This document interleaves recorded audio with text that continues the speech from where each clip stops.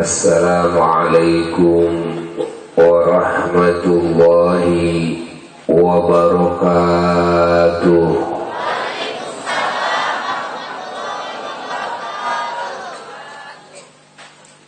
Alhamdulillah, wassalatu wassalamu ala nabiyillah wa rasulillah wa habibillah sayyidina wa nabiyyina wa maulana Muhammad wa ala alihi wa sahbihi wa mawalah wa la hawla wa la quwwata illa billah, amma ba'du. Faya ibadallah wa ya ummata rasulillah sallallahu alaihi wasallam, usikum wa nafsi bitaqwallah wa ittiba'i sunnati rasulillah sallallahu alaihi wasallam la'allakum tuflihun. Qala Allahu tabaraka wa ta'ala fil Qur'anil Karim, a'udzu billahi minasy syaithanir rajim, bismillahirrahmanirrahim. Wa ma arsalnaka illa rahmatan lil alamin. Wa qala ta'ala, laqad ja'akum rasulun min anfusikum azizun 'alaihi ma 'anittum harisun 'alaikum bil mu'minina raufur rahim. Wa qala Rasulullah sallallahu alaihi wa alihi wasallam, innama ana rahmatun muhdah. Wa qala aydan, man la yarham la yurham. Wa qala aydan, irhamu man fil ard yarhamukum. Wa fi riwayatin yarhamkum man fis sama.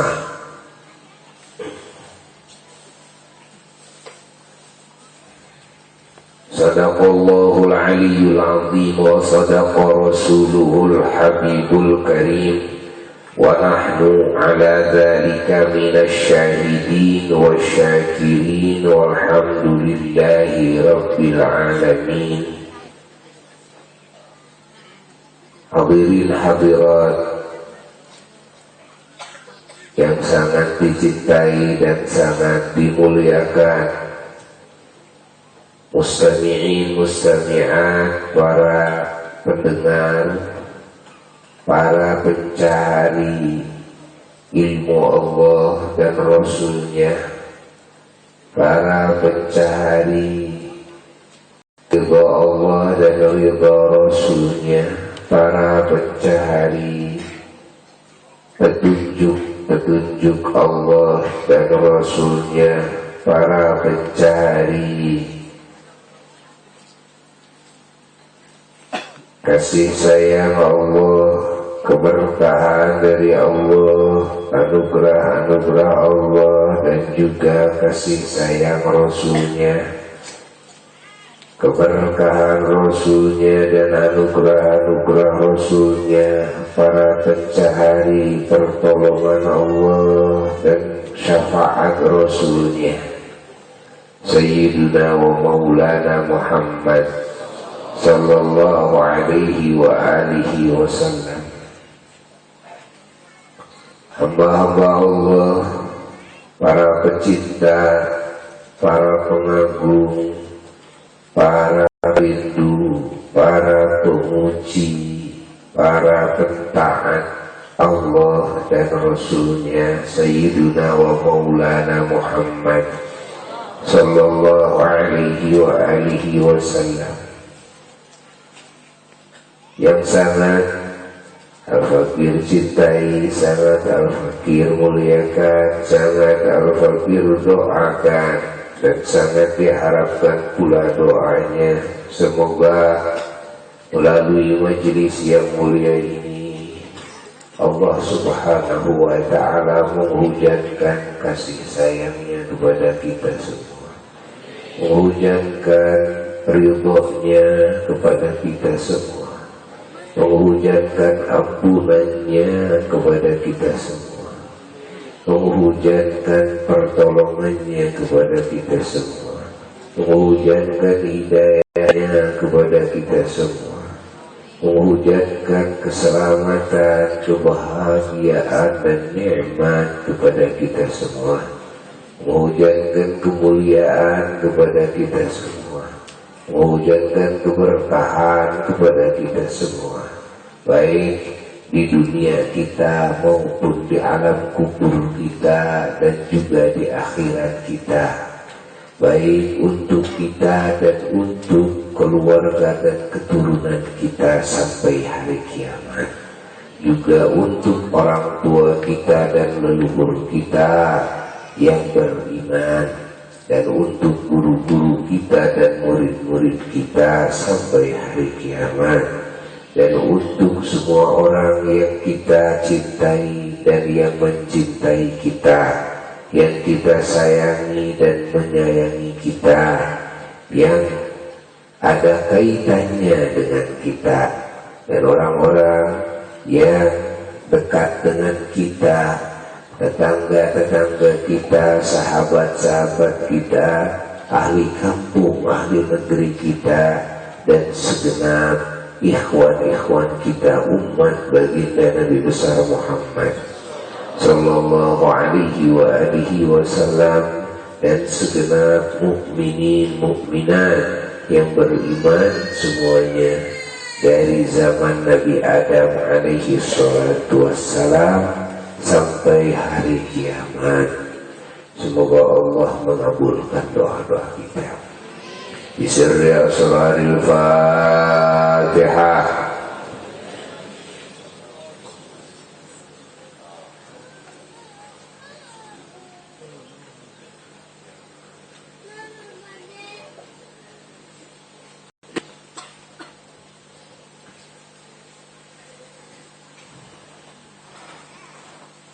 Hadirin hadirat yang sangat dicintai, alhamdulillah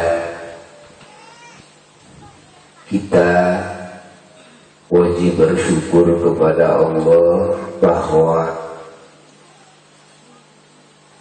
di daerah kita ini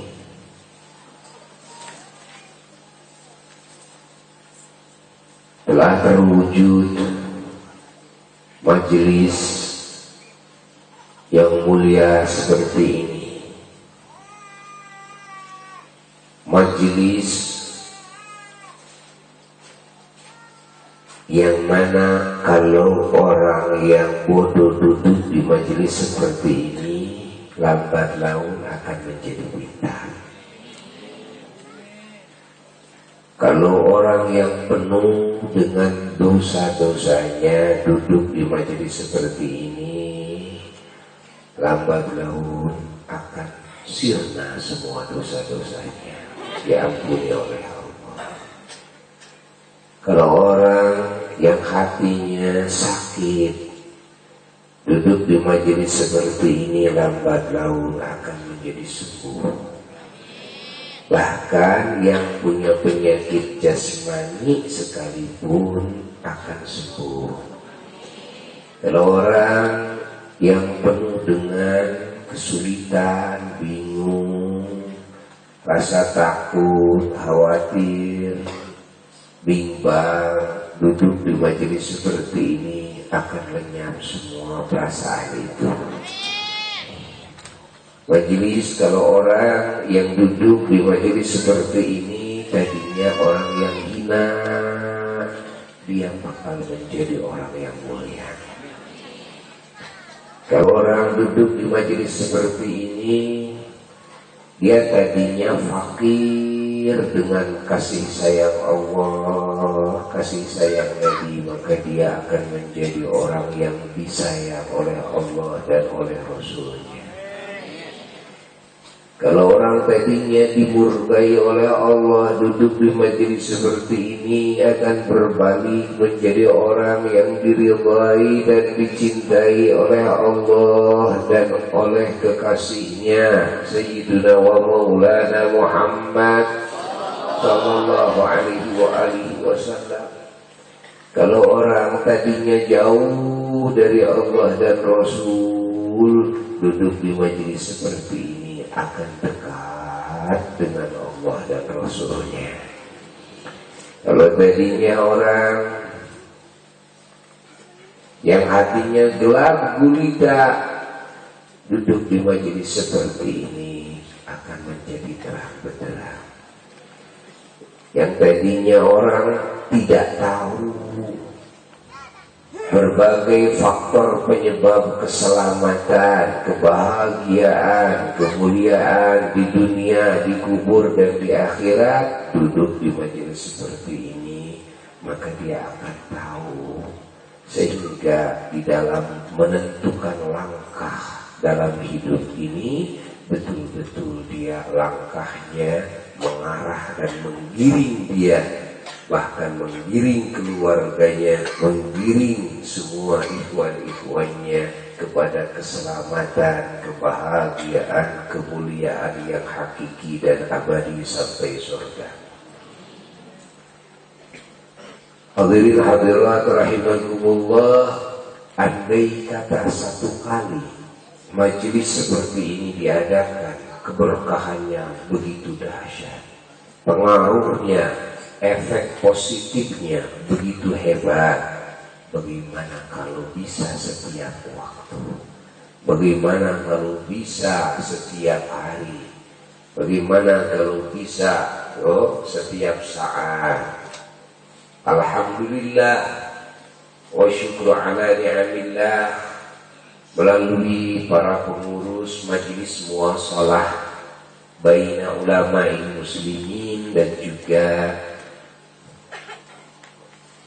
kekompakan kerjasama yang baik dengan para tokoh masyarakat, dengan para ulama setempat, daerah, MUI, dan juga dengan pemerintah daerah dari tingkat bawah sampai tingkat atas, dari semua aparatur pemerintahan, baik TNI-nya maupun Polri-nya, dan juga dengan siswa-siswi, dengan pemuda-pemudi Karang Taruna, dan juga keluarga masjid dan majelis-majelis ta'lim.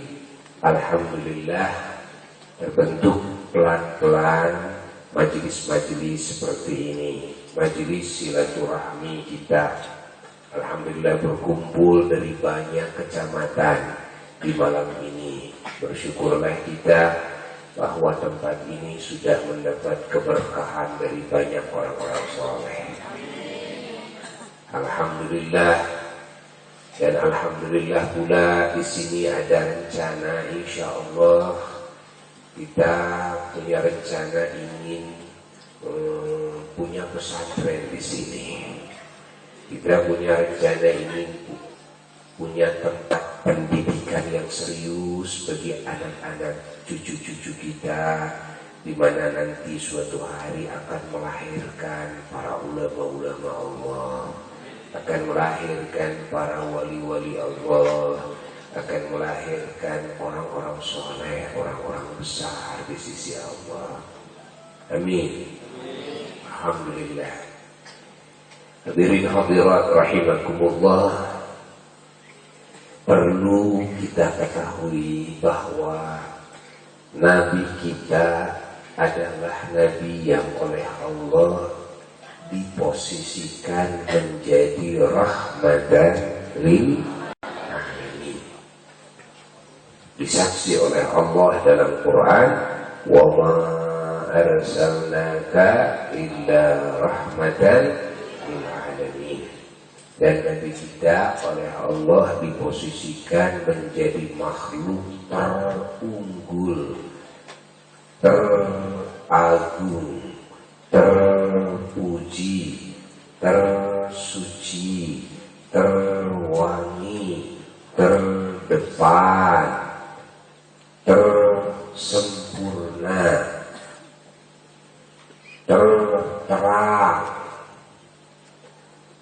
diposisikan oleh Allah, tercinta, terdekat, terhebat, terajaib. Itulah Nabi kita. Kalau berbicara tentang mukjizat para rasul, tidak ada mukjizat yang paling hebat terkecuali mukjizat Rasulullah. Kita dengar Nabi Musa punya mukjizat bisa membelah laut, tapi kita mukjizat membelah apa? Membelah bulan. Bayangkan, kita tanggung-tanggung ya. Nabi Musa belah laut. Laut itu juga lautnya bukan laut yang laut Atlantik, bukan waktu dulu Nabi Musa itu. Lautnya sudah mulai pinggiran, sudah selat lautnya itu. Ya. Rasulullah belah apa? Belah bulan. Kalau Nabi Musa dulu pernah mengeluarkan air dari batu, disebut dalam Quran, "Fanfajarat minhu 12 'aina wa 'alima kullu nasin masyrabahum." Ada 12 keluar. Itu batunya sebesar bola apa? Glitter tuh. Ya. Nah, itu ada lubang-lubang 12 taruh di tanah. Itu dipukul oleh apa? Tongkat Nabi Musa. Itu dipukul oleh tongkat. Sambil memohon kepada Allah Ta'ala, langsung keluar air. Ya, sampai 12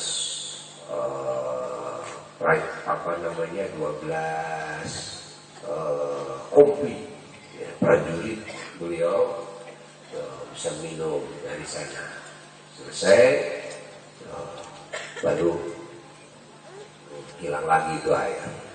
Nah, Rasulullah Shallallahu Alaihi Wasallam pernah terjadi dengan kira-kira 1.500 sahabat beliau. Dari 1.500 bukan jumlah sedikit. Nah, sahabat beliau nggak punya air buat minum, buat wudu. Bagaimana? Rasulullah Shallallahu Alaihi Wasallam meminta kepada salah seorang sahabat, barangkali ada yang masih punya air sedikit saja. Akhirnya ada sahabat yang masih punya air, bawa mangkok. Langsung Rasulullah memasukkan tangannya ke dalam mangkok itu, yang di dalamnya ada air sedikit. Masukkan telapak tangannya, langsung diangkat.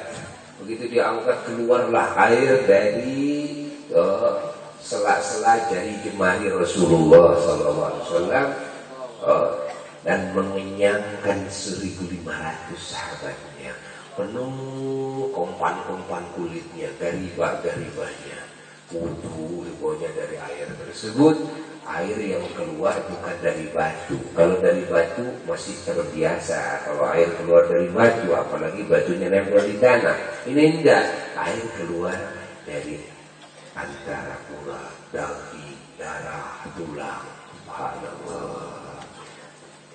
Jadi jelas mukjizat Nabi lebih hebat.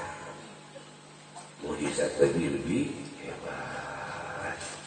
Kalau dengar kita Nabi Sulaiman memahami bahasa apa?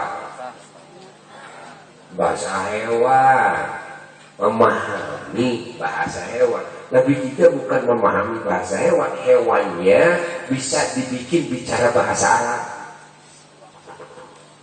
Sehingga para sahabat yang dengar semua mendengar. Ada yang lebih dari itu. Apa? Pohon kurma yang sudah mati. Bagaimana di dalam hadis riwayat Bukhari, terjadi pohon kurma yang sudah mati, yang biasa dijadikan kursi kalau khutbah Jumat, yang cuma kuda-kuda doang, kan sudah mati pohon kurmanya. Ada sahabat tukang mebel bikinkan kursi buat duduk kalau kalau khutbah itu yang itu disingkirkan di luar masjid. Pas beliau khutbah, lagi tengah-tengah khutbah, terdengarlah muncul suara isak tangis yang menggemparkan para sahabat yang lagi mendengarkan khutbah. Rasulullah berhenti khutbahnya. Ini tangisan siapa? Yang sangat sedih sekali tangisannya. Terharu semua sahabat. Rasulullah turun dari mimbarnya. Ini di tengah-tengah khutbah terjadi. Turun. Begitu turun dari mimbarnya, Rasulullah menghampiri kursi yang sudah disingkirkan itu, yang dibikin dari pohon kurma. Bayangkan. Ternyata suara isak tangis itu muncul dari pohon kurma itu yang sudah jadi kursi itu, yang sudah jadi bangkai, yang sudah mati. Bayangkan. Sahabat semua menyaksikan. Lalu apa yang terjadi? Itu kursi ngomong dengan bahasa Arab yang fasih. Para sahabat mendengar semuanya. Ternyata kursi tersebut menangis sedih karena ingin selalu berdampingan dan bersentuhan dengan junjungan alam semesta Sayyiduna wa Maulana Muhammad sallallahu alaihi wasallam. Nabi kan punya kursi baru. Lalu Nabi menawarkan kepada pohon kurma tersebut, kepada kursi lama tersebut, aku pilihkan kepada kamu dua pilihan. Yang pertama, kamu dihidupkan lagi di sini, di dunia. Lalu kamu berbuah, dan buah kamu dimakan oleh kedua kelompok, yang beriman dan yang kafir. Atau kamu sekarang tidak apa-apa, kamu tidak diduduki oleh aku, tidak dipakai oleh aku. Tapi aku berjanji nanti yang kiamat kamu akan dihidupkan lagi di surga bersamaku. Lalu kamu berbuah dan buahmu hanya dimakan oleh orang-orang yang mukmin saja dan ahli surga. Lalu itu pohon kurma memilih yang kedua. Maka dipeluk pohon kurma tersebut oleh Rasulullah SAW dan berhentilah suara isak tangis pohon kurma tersebut. Sehingga dikatakan, andai kata Nabi tidak memberikan syafaat, tidak menjanjikan kepada pohon kurma yang terbaik, yaitu nanti yaumul qiyamah akan dihidupkan kembali, dan pohon kurma andai kata tidak dipeluk oleh Nabi, maka isak tangisnya akan terus terdengar oleh semua orang sampai hari kiamat. Allahu Akbar. Bukan cuma memahami bahasa pohon dan pohonnya sudah mati, ternyata berbahasa juga. Rasul itu bisa menjadikan pohon yang sudah mati jadi bisa ngomong seperti halnya manusia. Bagaimana kita dengar riwayat biawak yang mengucapkan dua kalimat syahadat di dalam kitab Dalailun Nubuwah, tanda-tanda kenabian beliau, di mana ada biawak, yang biawak tersebut hasil diburu oleh salah seorang pemimpin satu kampung yang kafir, yang sangat membenci Rasulullah Sallallahu Alaihi Wasallam. Ini terjadi di Madinah. Lalu begitu melewati majlis Rasulullah Sallallahu Alaihi Wasallam yang sedang berkumpul dengan para sahabatnya, orang tersebut memanggil-manggil Rasul dengan panggilan yang tidak sopan dari luar, sambil mengejek, memperolok-olok Nabi. Muhammad sini. Kaget semua sahabat, kok ada orang yang manggil dengan yang tidak sopan dari luar. Sayyidina Umar bin Khattab mau mencabut pedang, mau memenggal kepala orang itu. Rasulullah mengisyaratkan supaya Sayyidina Umar tidak ikut campur, diam dan sabar semua sahabat. Rasulullah keluar dari majelis. Ada apa? Kata Rasulullah. Jadi Muhammad, kamu kan ngaku-ngaku jadi utusan Allah. Menurut kamu kan Allah itu yang menciptakan alam semesta, yang maha kuasa itu. Nah, ini saya bawa biawak nih. Berarti biawak juga ciptaan Allah kan? Nah, sekarang kalau kamu benar utusan Allah dan Allah Maha Kuasa, saya ingin tahu, bisakah ini biawak ini bersaksi bahwa kamu adalah utusan Allah? Ibu lemparkan biawak tersebut di hadapan Rasulullah. Coba bikin sahabat itu menyaksi kepada kerasulanmu kalau kamu benar. Saya ingin dengar. Bagaimana sahabat-sahabat kaget semuanya mendapat tantangan dari orang tersebut kepada junjungan para sahabat, kepada baginda Nabi besar Muhammad Sallallahu Alaihi Wasallam. Sayyidina Umar marah. Begitu Sayyidina Umar marah, mau menghampiri itu dan mau memenggal kepala orang tersebut, Rasulullah memberikan isyarat Sayyidina Umar harus diam, bisa menahan amarahnya. Nah, semua tidak tahu apa yang akan terjadi.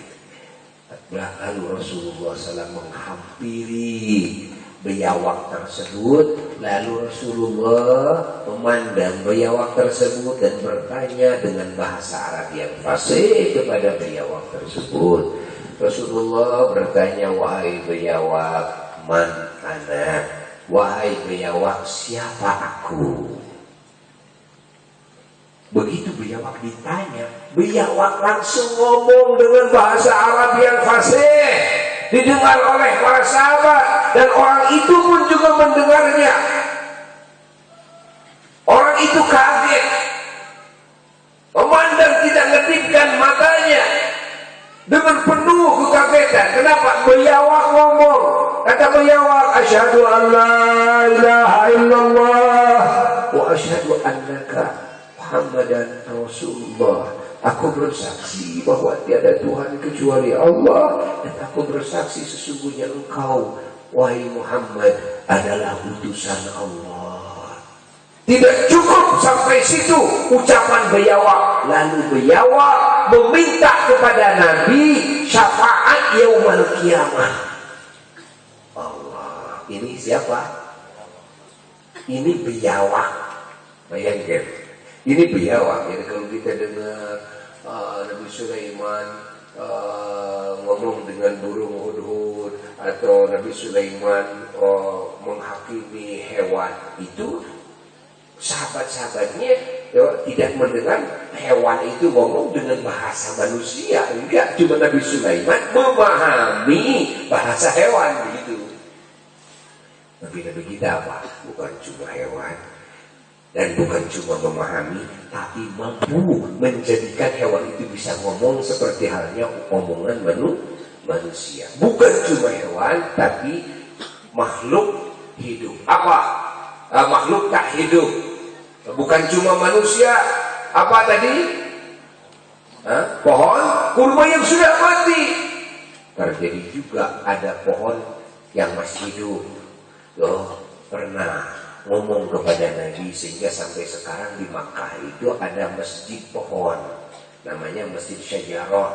Itu ceritanya orang-orang kafir lagi berkumpul, lalu salah satu daripada mereka memperolok-olok Nabi, lalu meminta kepada Nabi, kalau kamu betul sebagai utusan Allah, nih pohon ini coba supaya ngomong sama kamu, panggil sama kamu, taat gak sama kamu, supaya ngomong sama kamu, kedengaran bahasanya bisa dimengerti oleh kami.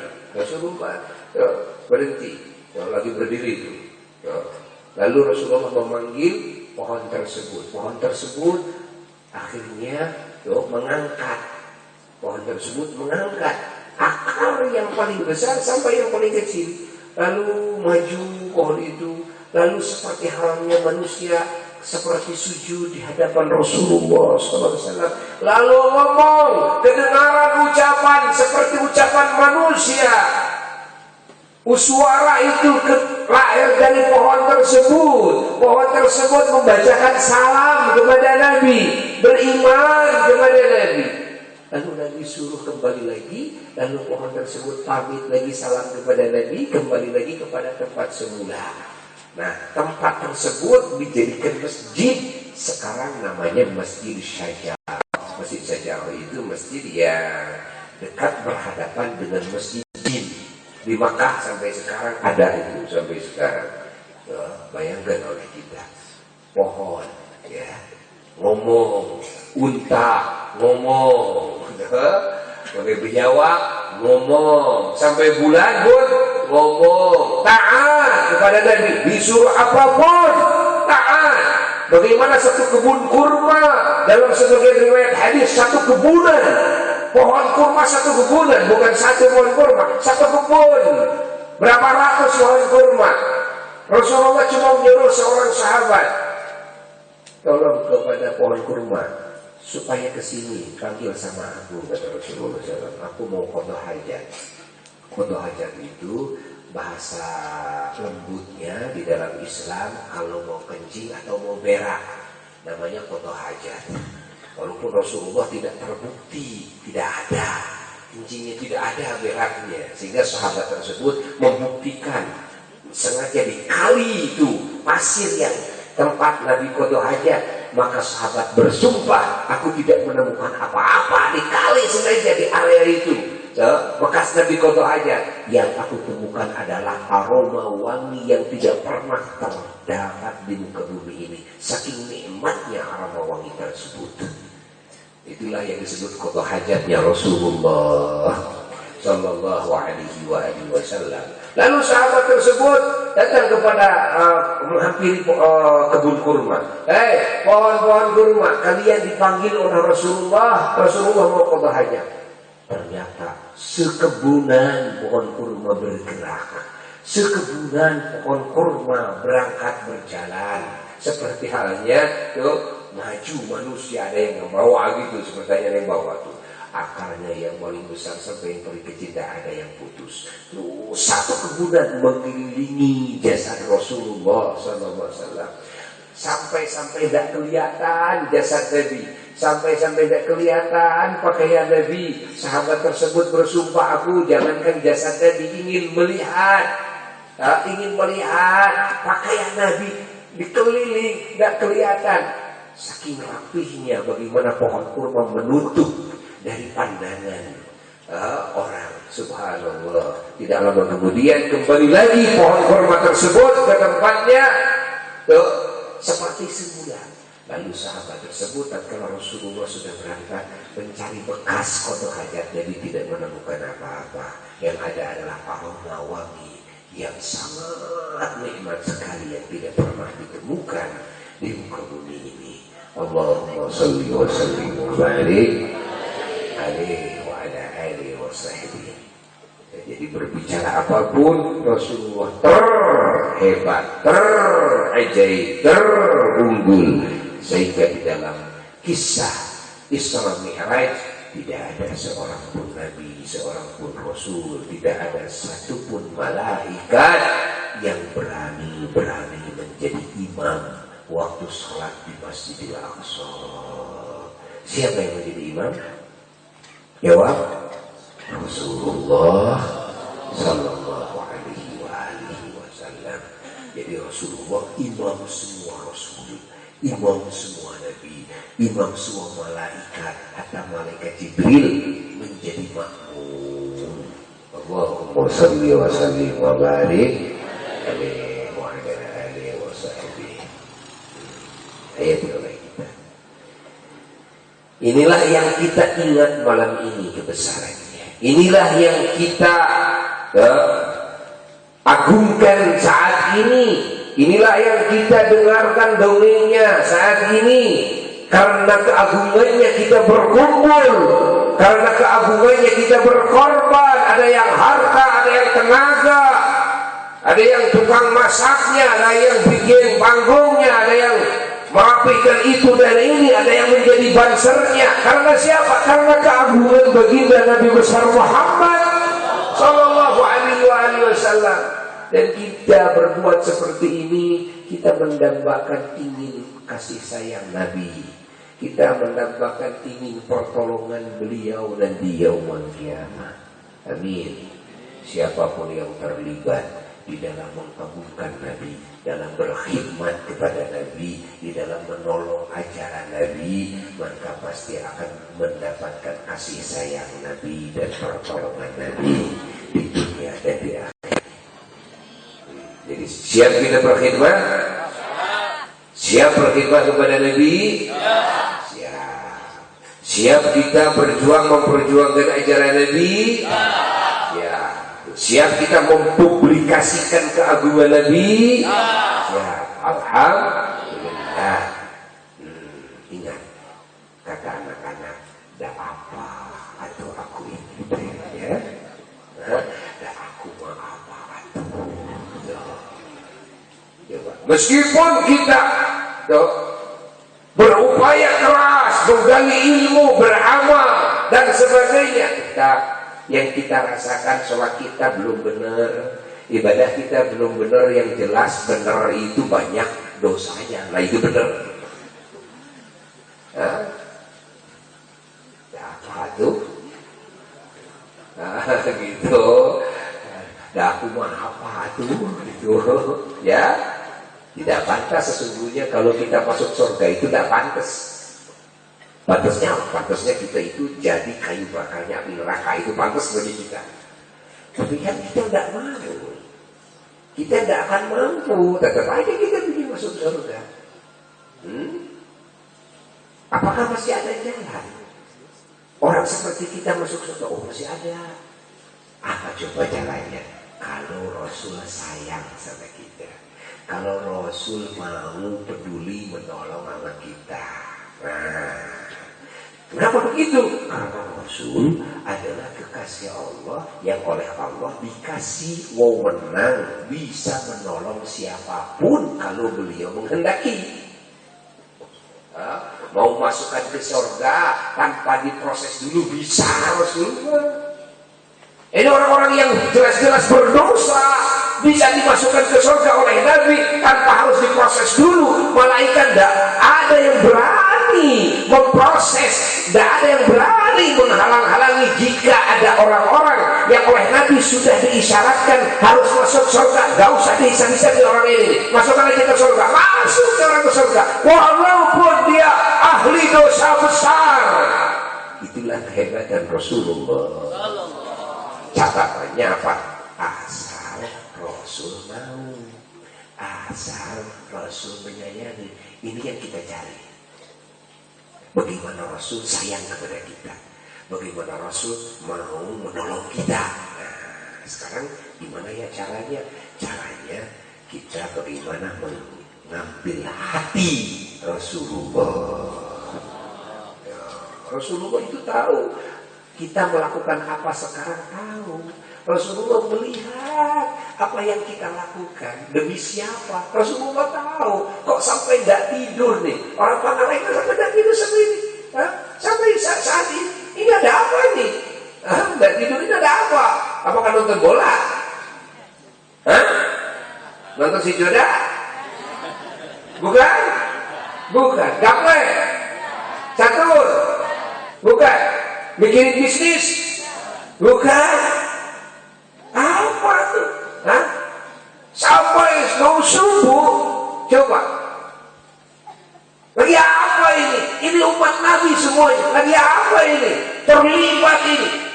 Pemerintahnya terlibat, masyarakat terlibat, tokoh masyarakat terlibat. Banyak dari banyak kecamatan datang ke sini. Tuanya, mudanya, anak-anak, ada yang bayi di bawah juga. Ada apa ini? Apa Rasul tidak melihat? Apa Rasul tidak tahu? Apa Rasul tidak dengar?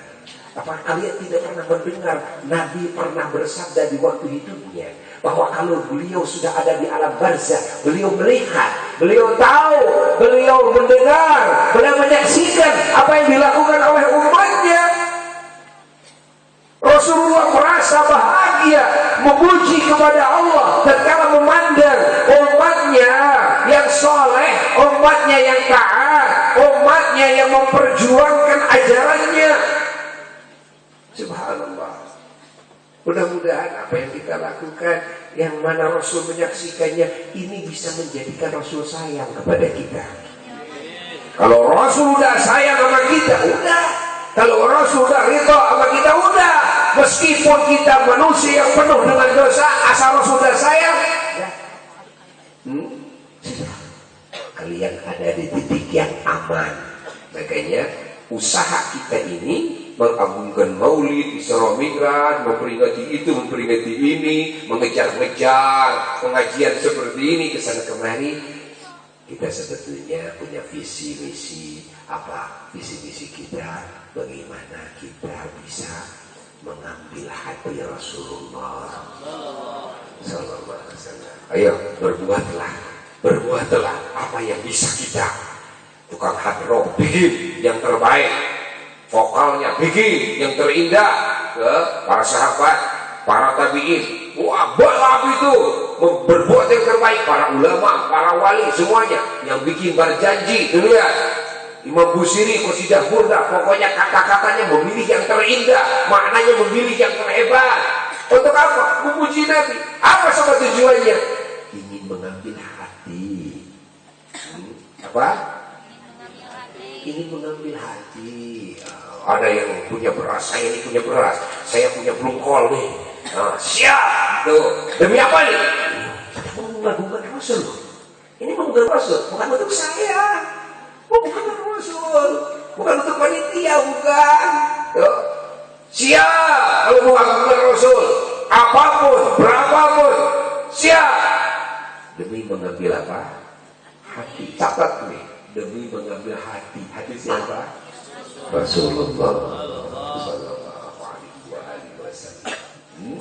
Dan catat oleh kita, kalau kita dulu pernah tidak tidur karena berdosa, kalau kita dulu pernah melek tidak tidur karena kita melakukan hal-hal yang melupakan dari Allah, maka akan terkifarati dosa-dosa yang dulu dengan duduk sesaat seperti sekarang ini demi mengingat mengagungkan dan Nabi besar Muhammad Sallallahu Alaihi Wasallam. Allahumma salli wa sallim wa barik. Maka Al-Fakir sering kali mengatakan kepada umat Islam, siapa yang merasa jadi manusia paling berdosa dan matinya ingin mendapat ampunan Allah, dan kalau dikubur tidak ingin disiksa, ingin mendapat nikmat, dan kalau bangkit dari kubur ingin mendapat nikmat, ingin disambut oleh malaikat dengan sambutan penghormatan, ingin dikumpulkan dengan orang-orang mulia, ingin dikumpulkan dengan Nabi, maka agungkanlah Rasulullah.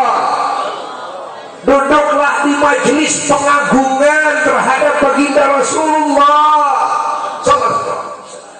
Perjuangkan perjuangannya Rasulullah. Berkorbanlah demi Rasulullah Sallallahu Alaihi Wasallam. Niatkan oleh kita sebelum kita mati. Niatkan di dalam hati, ya Allah, ya Rasulullah. Tuh, niatkan dalam hati. Apa yang kita perbuat sekarang, apa yang kita perbuat selama ini, apa yang akan kita perbuat, yang akan kita korbankan, niatkan untuk mengagungkan Allah dan Rasulnya.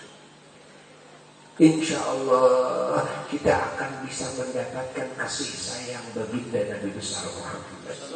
Kalau Nabi sudah sayang, Allah sayang. Kalau Nabi sudah ridho, Allah ridho. Kalau Nabi sudah menolong, Allah menolong. Semoga sepulang dari sini semuanya mendapatkan jaminan kasih sayang Nabi, jaminan syafaat Nabi. Amin ya rabbal alamin. Alhamdulillahirabbil alamin. Bahagia kita? Bahagia? Jangan sekali-kali kalian merasa kesel, apalagi merasa kapok. Kapok saya ngaji, kedinginan di Pengalengan sampai subuh saya ngaji. Nah, hati-hati, jaga perasaan, hati-hati. Kenapa? Karena pengorbanan ini mulai ini bukan karena panitia, bukan karena kiai, bukan karena penceramah. Saya tidak bisa apa-apa. Enggak. Saya pun juga datang ke sini persis seperti kalian. Dan tidak apa-apa. Saya ingin bagaimana apa yang saya lakukan, apa yang saya perjuangkan ini, bagaimana bisa menggait hatinya Rasulullah. Sama seperti kalian kan. Itu yang diinginkan. Kalian pun juga harus begitu. Ya. Harus begitu. Yang dicari apa? Sampai kita kedinginan, sampai kita dicari apa? Sehingga para sahabat mengorbankan segala-galanya. Dicari apa? Coba bayangkan, saya Abu Bakar Siddiq sampai seluruh hartanya semuanya diserahkan kepada Nabi. Kalau kita paling menyerahkan itu ya cuma hak guna pakai aja, tidak sama sertifikatnya, gitu kan? Ya. Lalu kita paling begitu, silakan Pak Kiai kalau mau pakai, tanah saya pakai, rumah saya silakan pakai, tapi sertifikatnya tetap pada saya. Kita kan begitu kan? Sahabat Abu Bakar bukan begitu. Segalanya diserahkan kepada Nabi. Segalanya, semuanya, aset-asetnya semuanya diserahkan kepada Nabi. Rasulullah bertanya kepada Abu Bakar, Abu Bakar, kalau segalanya untuk Allah dan Rasulnya, buat kamu apa? Bagaimana jawaban Sayyidina Abu Bakar? Jawabannya sangat indah. Buatku ya Rasulullah cukup aku memiliki Allah dan Rasulnya. Allah. Ya Rasulullah, buatku cukup memiliki Allah dan Rasulnya. Kalau orang sudah memiliki Allah dan Rasulnya, artinya memiliki segala-galanya di dunia dan di akhirat. Allahumma salli wa sallim wa barik alaihi wa ala alihi wa sahbihi. You understand? Yeah. Are you crazy? No. Yes. You balik? Tidak. No. No. Ini lagi cerita tentang rahmatan. Nabi kita itu Nabi yang sangat sayang kepada semua alam semesta. Bapak tadinya mau memperpanjang bahasan ini, bahasan rahmatan lil alamin, namun waktunya tidak cukup. Tapi nanti kan ada lagi acara tenang aja. Ya, yang penting kalian banyak umur, ya, banyak rezeki, biar rezeki kita menjadi sebab kita yang tadinya hina menjadi mulia. Nah, ada orang yang banyak rezeki itu justru menjadi hina. Hidup menjadi capek, pikirannya terkuras, hatinya gelap, pikirannya duit, takut rugi, takut hilang dan sebagainya. Padahal dia mau mati, dah akan ada yang dibawa oleh dia. Ada orang yang seperti itu, kerjaannya malam sampai larut malam memegang komputer, kalkulator, ngitung-ngitung, capek, tuh udah migrain, minum obat terus akhirnya ya, terus udah pagi-pagi bangun lagi, berangkat lagi, cari duit lagi, mikirin duit lagi, nanti pulang sore belum macet dan sebagainya, pulang malam nah capek lagi, sampai nggak keburu sholat, sampai nggak keburu ngaji pengajian yang lain, pengajian kemana-mana, ilmunya bertambah, barokah bertambah, dosanya semakin hilang, derajatnya semakin tinggi, dengan Allah, dengan Rasul semakin dekat, dia semakin menjadi orang hebat, orang mulia, subhanallah, orang yang punya harapan sepenuhnya keselamatan, kebahagiaan, kemuliaan di dunia dan di akhirat. Padahal mereka bukan orang kaya, mereka orang biasa-biasa saja, bahkan mereka orang miskin, bahkan sepeda pun tidak punya. Ada pengajian dikejar, kasab dikit-dikit, cari uang dikit-dikit, tani dikit-dikit, punya hasil dikit, pakai ngaji, punya motor butut juga pakai ngaji. Subhanallah. Setelah itu matinya dalam keadaan seperti itu. Hatinya sudah terang, hatinya sudah tahu kemana arah keselamatan, tidak salah dalam menentukan langkah. Mati, apa yang ditinggalkan? Sepeda butut. Yang ditinggalkan itu sepeda butut. Punya istri tidak terlalu cantik-cantik amat. Yang ditinggalkan ya istri yang seperti itu. Rumahnya kecil, rumahnya juga nggak bagus, bahkan dia masih kontrak. Kalau dia mati, ya udah, diambil aja sama yang punya. Subhanallah, tidak terlalu banyak hisaban, tidak akan diaudit hartanya. seperti di auditnya orang kaya karena ada banyak, yang sedikit pun juga digunakan terus untuk berkhidmah kepada Allah dan Rasul, untuk menyempurnakan iman Islamnya. Subhanallah, mati dia menjadi manusia yang sangat beruntung. Allah, ada orang yang memang orang itu kerjaannya, pikirannya duit terus sampai puyeng, sampai sakit kepala, minum obat terus-terusan, konsumsi obat terus, duit, ingin sehat, nanti sehatnya buat cari duit lagi, olahraga supaya apa sehat, buat cari duit lagi, beli vitamin, terus di vitamin supaya sehat, buat apa, cari duit lagi. Capek pikirannya begitu, capek. Padahal hidupnya setiap detik dan menit mendekati ajal terus. Udah punya harta banyak, tanahnya udah luas, sampai merasa tidak cukup. Padahal yang segitu juga nggak dipakai. Rumah yang ditidurin itu tidak semua rumah, tidak semua area. Kasurnya juga tidak semua area kasurnya yang ditidurin. Yang ditidurin ini ya seukuran badannya saja.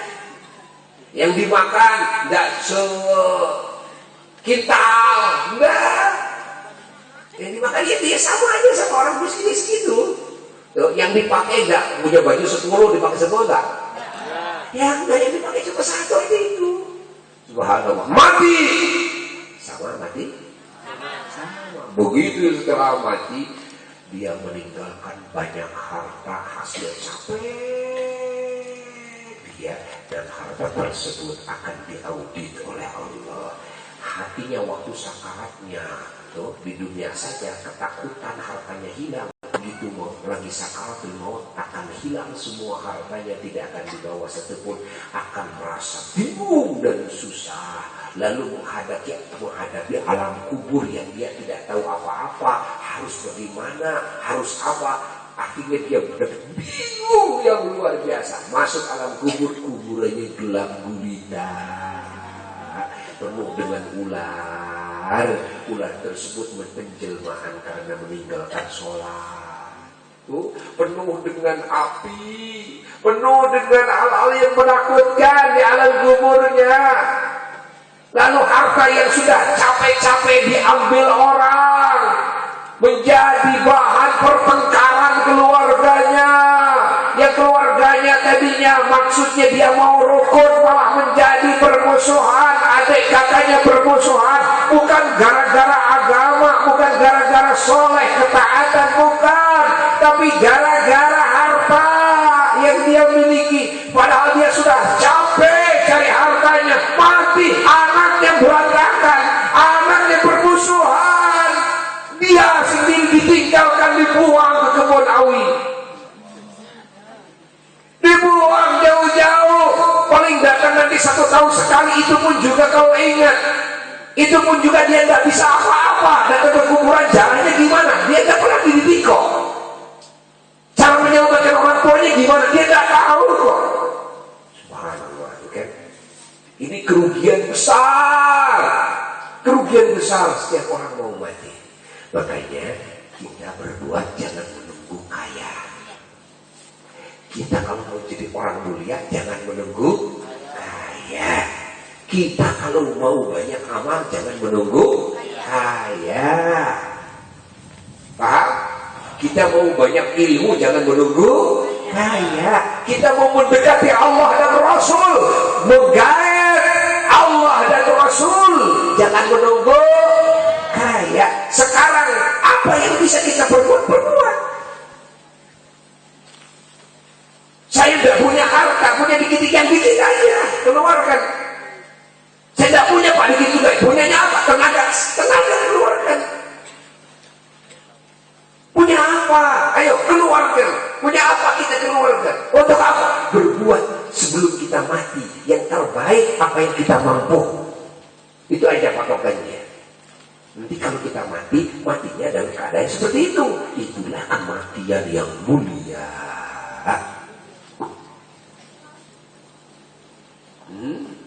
It's okay? Yes? Ya,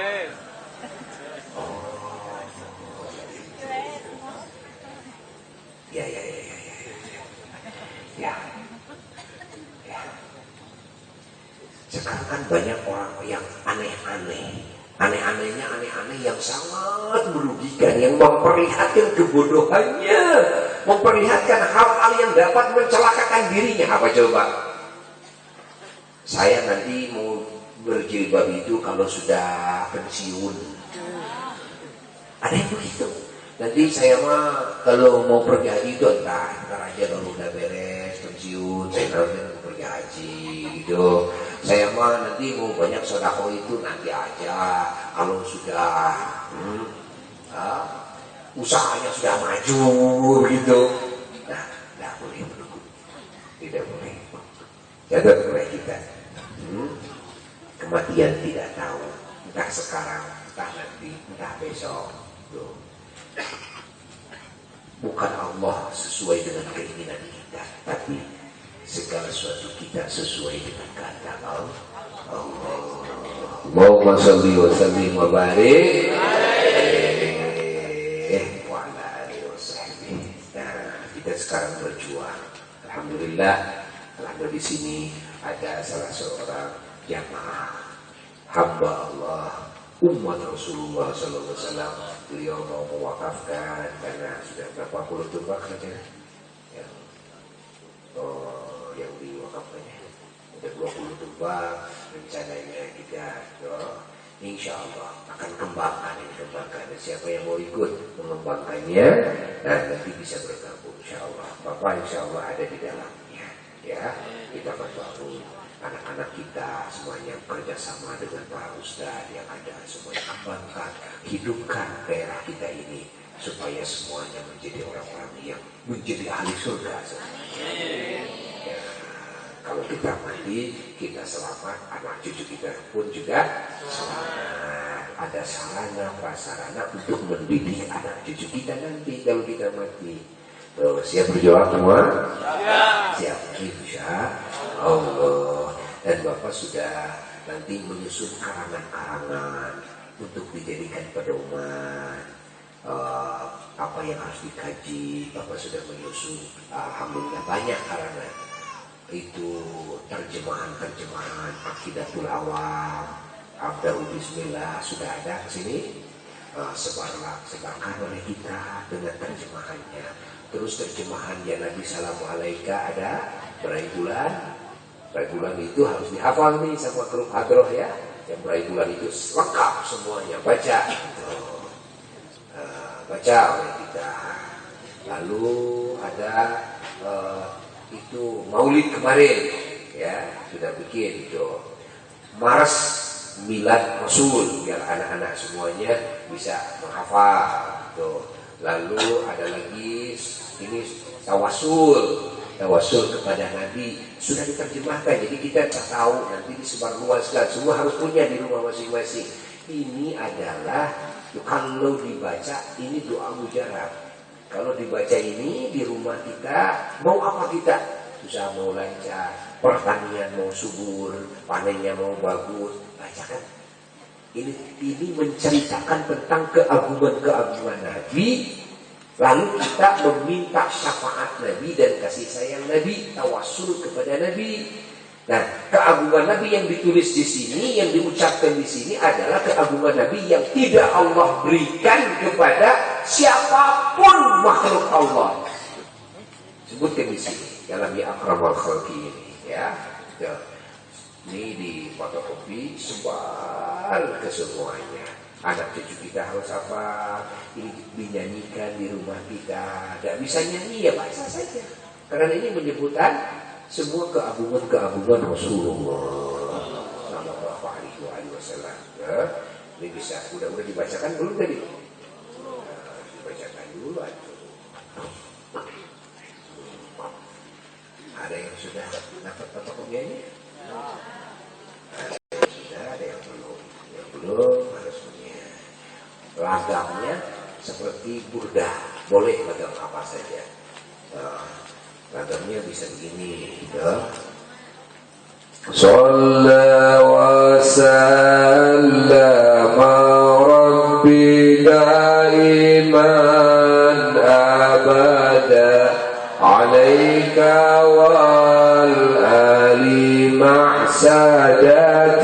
من الغرار صلى وسلم ربي دائما أبدا عليك والآل مع سادتنا الغرار يا أكرم الخلق عند الله يا سادتي شفيع كل ورايا أجمل السير صلى وسلم ربي دائما أبدا عليك والآل مع سادتنا الغرار يا أعلم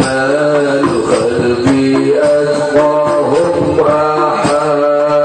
أحبهم إليه يا من رآه رؤية البصر صلى وسلم ربي دائما يا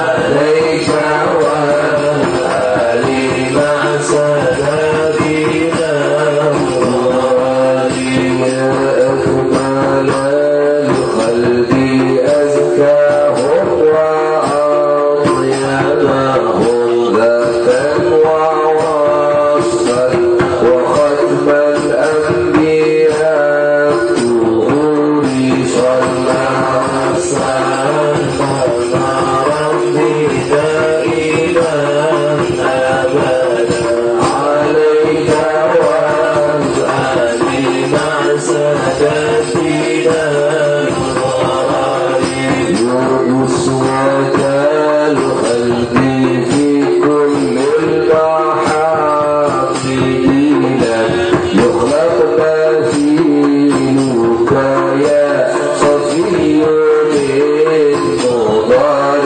صلى وسلم ربي دائما أبدا عليك والآل مع سادتنا الغرار لك اللواء استظل الأنبياء به والأولياء وكذا أكابر البشر صلى وسلم ربي دائما أبدا عليك والآل مع سادتنا الغرار لك الإمامة إطلاقا وما سبقوك في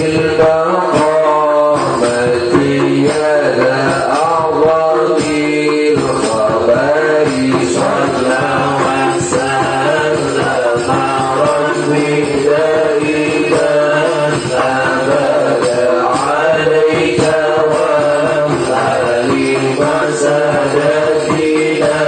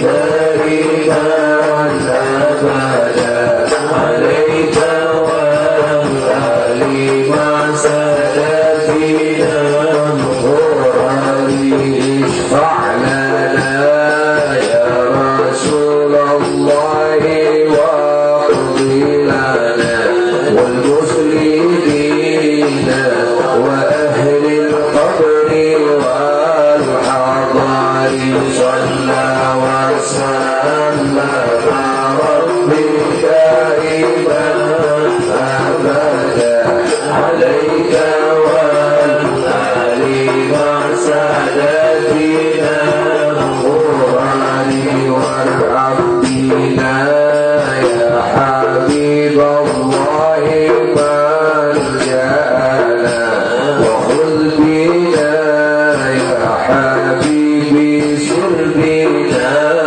وسيري صلى وسلم ربي دائما أبدا عليك والآل مع سادتنا الغرر والصحب والتابعين ما بدا أمدا ضوء الشموس ونور الأنجم بالنور صلى وسلم ربي دائما أبدا عليك والآل مع سادتنا الغرر اللهم صل وسلم وبارك عليه وعلى آله وصحبه.